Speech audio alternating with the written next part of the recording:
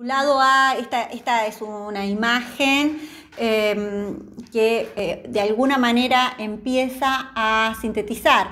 En el siglo XVI, en este periodo, hay que mencionar que se crea la primera Academia Regular de Arte, que es la Academia de San Luca, y con ella empieza un modo de organizar y de enseñar lo que tiene que ver con las artes plásticas en especial. Pero este término de academia, para vincularlo al arte, que más adelante, en el siglo XVIII, va a empezar a enfatizar ciertos modos de enseñanza propios de una lectura del mundo clásico y que va a generar lo que va a ser el academicismo y luego el antiacademicismo.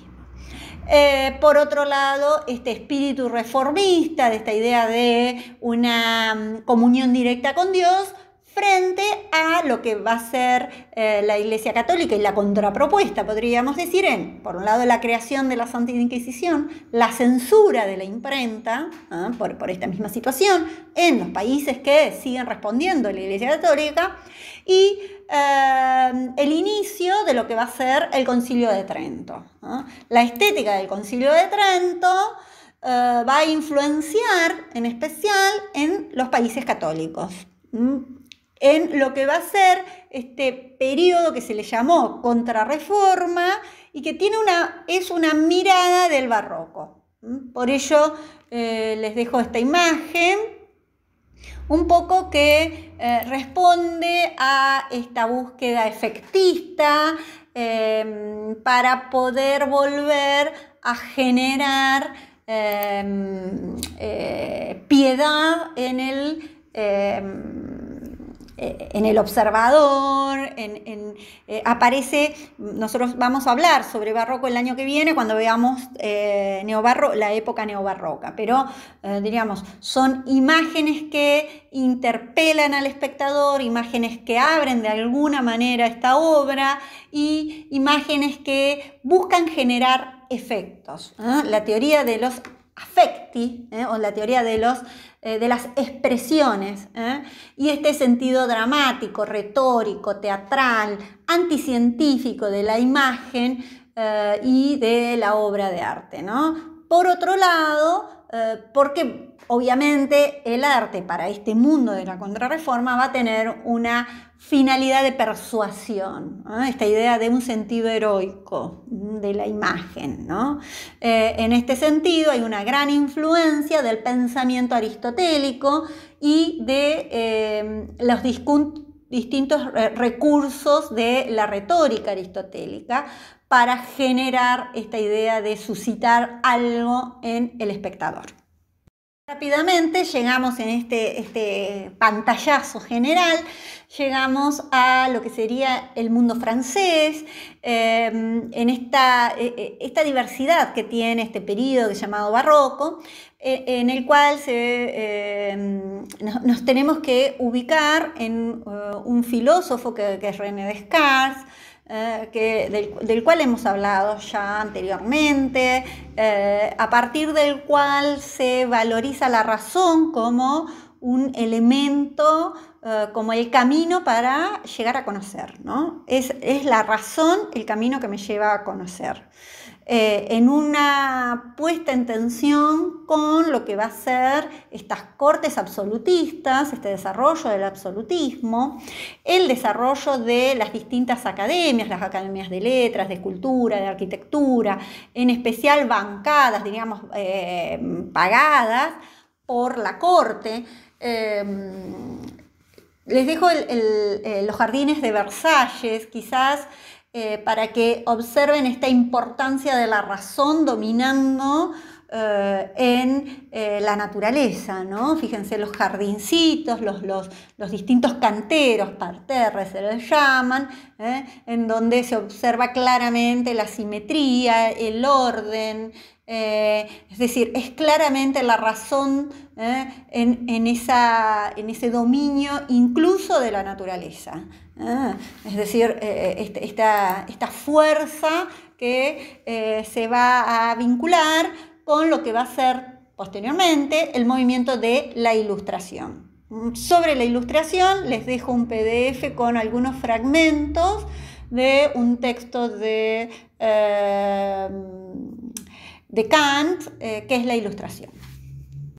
Bien, por otro lado, estaríamos si nos vamos a Inglaterra, la obra de David Hume. Nosotros vamos a trabajar en el día de hoy. Les voy a sugerir que comiencen con la lectura sobre el Tratado de Gusto de David Hume. Yo ahí les presento un poco una imagen, y la imagen del Tratado de la Naturaleza Humana, esta corriente que podríamos observar y que se plantea como contrapartida al racionalismo, que se desarrolla y se vincula al empirismo.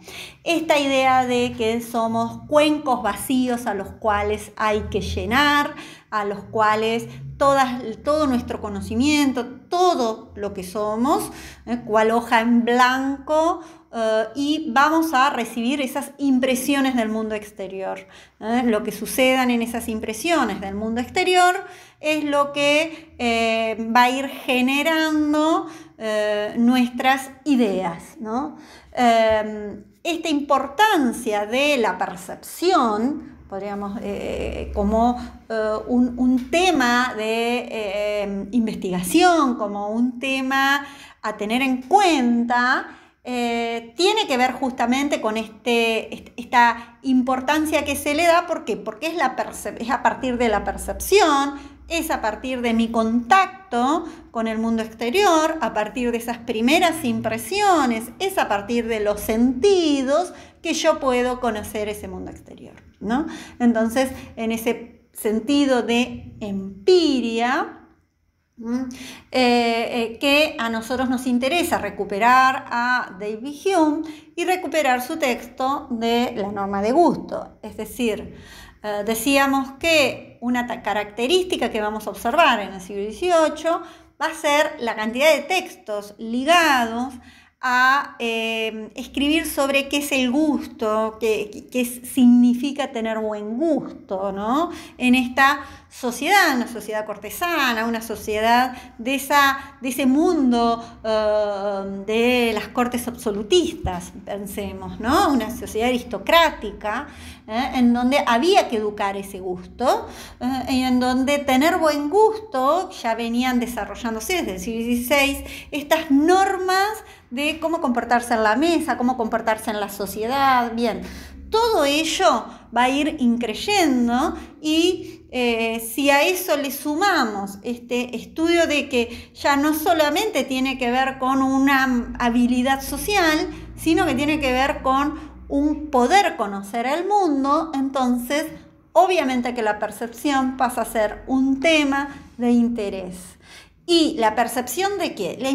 La percepción que va a tener este sujeto, o un sujeto que es todo razón, o un sujeto, por eso hablamos de un subjetivismo, o de un sujeto que es el que percibe.